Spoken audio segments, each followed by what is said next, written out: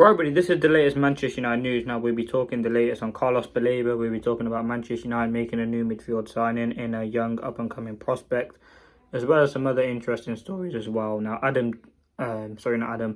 Ben Jacobs has done an interview with the United Stand, and all the quotes I'm getting from today are from there. So, again, shout out to them, big interview as well. But listen, Manchester United have signed CRISTIAN as OROZCO. He will join in 2026 of July 2026, where he will turn 18 officially. Again, similar to Diego Leon, he can't join until he's 18. So United have signed him. Obviously, we scouted him in a couple games ago.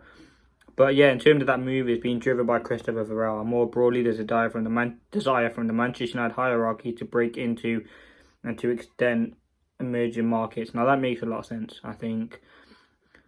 Again, I've said it time and time again, we've been linked to players like Baleba, like Caicedo, but it was time for, Julian Alvarez, I remember, was someone as well who were linked to United for, I think, as little as like 3 million, I think, if I can remember correctly.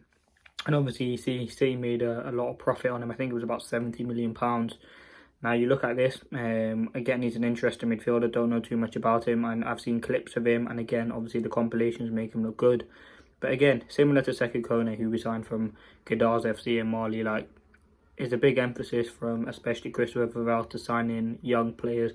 And I think that's something he was especially bought into. Now, I'll do probably a separate video talking about OROZCO when, if I do some research about him, kind of talking about him in a bit more detail.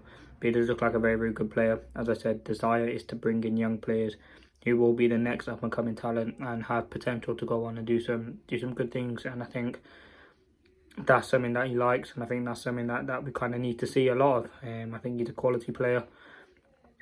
Well, he has the potential to become a quality player, and this is the sort of strategy and direction that United are going into. Yes, we can sign, which I'll talk about, a Baleba for 100 million, or a Wharton for, 80 million, or the next attacker who's a lot of money. But we've seen it with the amount of young players that we signed. A few of them. Aiden Heaven was another one. Chido Obi. Then you have people from abroad. Diego Leon from Cerro Porteño in Paraguay. Kenya Biek, who's on loan at Lausanne Sport. I think James Overy was another one. Obviously, we're looking at getting this OROZCO in. So we are signing young players. And I think that's something that I'm really happy for Manchester United to see. Now, the next thing, at the moment, I'm not really aware of Liverpool making a push for a deep line midfielder. If anything, should Liverpool add, it might be more of an attacking midfielder with the likes of Wharton and Baleba. We know that they're going to be in demand. My understanding of Wharton is that there's a gentleman agreement in place allowing him to leave Crystal Palace next summer, so that's clearly going to become one to watch. With Baleba, there's going to be two aspects. One is naturally the market pushing towards trying to sign him with multiple suitors, and Manchester United fans shouldn't be surprised by that.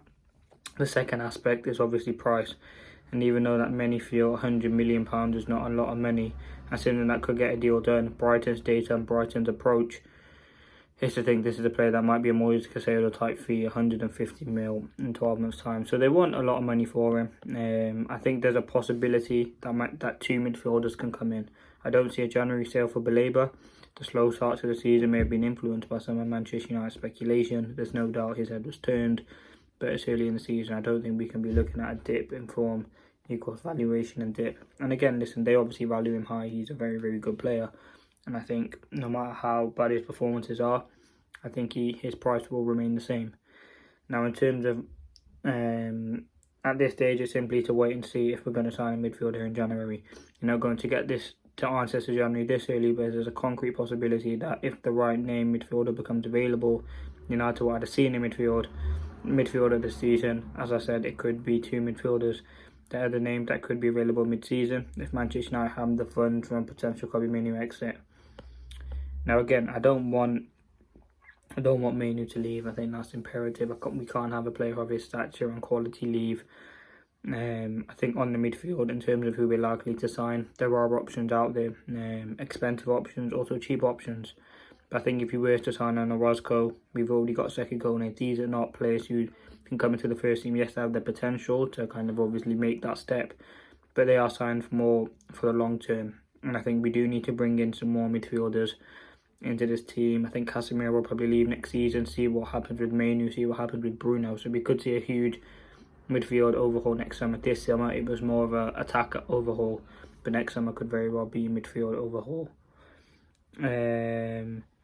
Keep an eye on opportunistic signings. 6 months out from the World Cup, they want to make the step up, or in some places return back. Ruben Neves, for example, is one to watch. He's a bit older, to be more short term, but I think there's a concrete possibility that Neves won't leave Al Hilal. Now, listen, Neves, again, someone who's just thrown out there as an example. He's a good midfielder. He's very good at Wolves.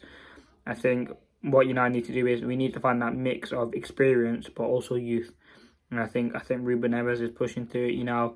Again, he would be a top quality signing, but I just think for the price, and I just don't think he needs what United, like, we don't need him right now. I think we need someone who's 24, 25, like a Cunha and a Burmo age, who can come in and do a very, very good job. Now, this is what he had to say on the goalkeeper situation. In an ideal world, if Le Mans commands a #1 spot, I think there's a real chance in 2026, how Nana goes, that Binder leaves, and either way you could see another goalkeeper in 2026. As I said, we've been linked to Mike Mignon as well. See what develops with that. I don't see Maguire leaving imminently. I was always told that Maguire's value after Verde is important. He's part of the leadership team. Are they going to sign a here to Maguire? Yes. So again, we will probably sign a replacement for Maguire, but not yet, I don't think. Now, Ben Jacobs, I don't know if there's anything in Harry Kane. He said, I think there is. I'm not going to get anyone excited too early. Kane has a release clause that was kept secret, and it's 65 million euros to my knowledge. After the World Cup, there's a realistic chance that Kane returns. I'm told when he moves to Bayern, he has the idea that he would come back to the Premier League after Bayern Munich at some point. Now, on Kane, he's a top player, top quality striker. Again, a bit on the older side, but we know he can still score goals. And think, yes, he is too old. Would he be is it different to kind of bring this to my Ruben Neves? I think a striker can score goals still, and I think Harry Kane does have that, but let's see what happens.